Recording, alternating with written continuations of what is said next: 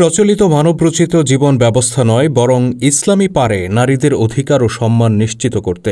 ইসলামই নারী মুক্তির একমাত্র গ্যারান্টি, এমনটাই মন্তব্য করেছেন অরাজনৈতিক আন্দোলন হিজবুত তৌহিদের যুগ্ম সাধারণ সম্পাদক ও নারী বিভাগের প্রধান রুফাইদা পন্নী। শেরপুরে এক নারী সম্মেলনে এসব কথা বলেন তিনি।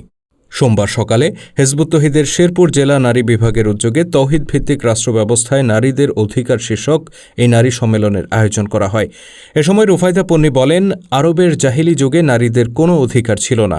ইসলাম এসে তাদেরকে অধিকার প্রদান করে। যে সমাজে কন্যা সন্তানকে জীবন্ত কবর দেয়া হতো, সেই সমাজে আল্লাহর বিধান প্রতিষ্ঠার মাধ্যমে রাসূলুল্লাহ সাল্লাল্লাহু আলাইহি ওয়াসাল্লাম নারীদেরকে মর্যাদা ও সম্মান ফিরিয়ে দেন। সেখানে নারীরা তাদের যোগ্যতা অনুসারে সমাজ ও রাষ্ট্রের প্রতিটি কাজে অংশগ্রহণের সুযোগ পেতেন।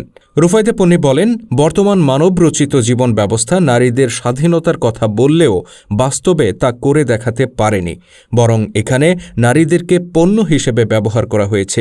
নগ্নতাকেই স্বাধীনতা হিসেবে প্রমোট করা হয়েছে।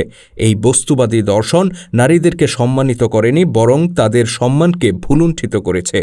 আজকে ঘরে বাইরে কোথাও নারীর জীবন ও সম্ভ্রমের কোনো নিশ্চয়তা নেই।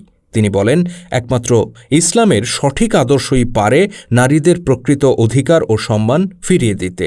এ সময় তৌহিদ ভিত্তিক রাষ্ট্র গঠনে নারীদেরকে স্বতঃস্ফূর্তভাবে এগিয়ে আসার আহ্বান জানান রুফাইদা পন্নী। শেরপুর জেলা নারী বিভাগের সম্পাদক নুসরাত জাহান শারমিনের সভাপতিত্বে অনুষ্ঠানে আরও বক্তব্য রাখেন হিজবুত তৌহিদের ময়মনসিংহ বিভাগীয় সভাপতি এনামুল হক বাপ্পা, শেরপুর জেলা হিজবুত তৌহিদের সভাপতি মুমিনুর রহমান পান্না, ঢাকা বিভাগীয় নারী সম্পাদক তসলিমা ইসলাম, ময়মনসিংহ বিভাগীয় নারী সম্পাদক রোজিনা আক্তার প্রমুখ।